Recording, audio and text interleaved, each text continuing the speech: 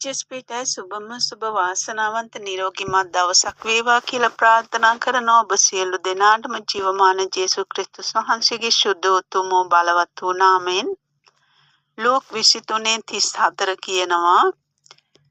යේසුස් වහන්සේ කතා කොට පියාණනි ඔහුන්ට කමා වූ මැනව මක් නිසාද ඔහුන් කරන්නේ මොකද කියා ඔහු නොදනිති කීසේක.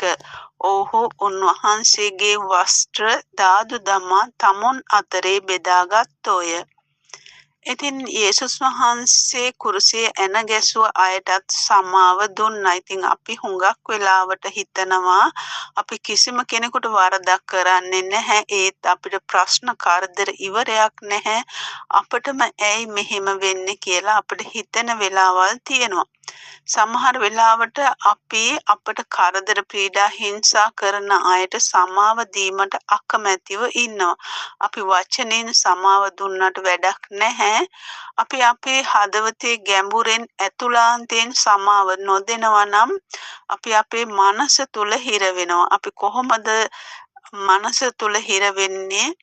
අපේ මනස නිතරම අපට කියන්න ගන්නවා අපි කිසිම වරදක් කරන්නේ නැහැ. අපි නෙවරදි, අපි සාධාරණයි කියන සිතුවිල්ලේ අපි ඉන්න පුරුදු වෙනවා. ඔව් ඇත්තටම එහෙම වෙන්න ඇති.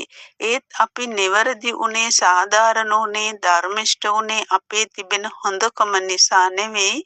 යේසුස් වහන්සේ අපි වෙනුවට කුරුසේ ජීවිතේ පූජා කරලා පාපේ සාපෙන් අපව නිදහස් කළ නිසා.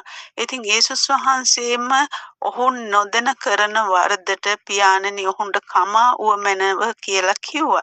ඉතින් අපිත් පුරුදු වෙන්න ඕන අපට වරද කරන අයට සමාව දෙන්න. එතකොට අපි තුල සතුට, ප්‍රීතිය, සමාදානය සදා කාලෙටම රැඳෙනවා. ඉතින් දෙවියන් වහන්සේ ප්‍රේමයයි. ඒ නිසා අපි දෙවියන් වහන්සේ තුල ජීවත් වෙන අය නම් අපි මිනිස්යන්ට ප්‍රේම කරන්න ඕන. මිනිස්යන්ට ප්‍රේම කරන්න නම් සමාව දීමේ හදවතක් අපිට තිබෙන්නට ඕන.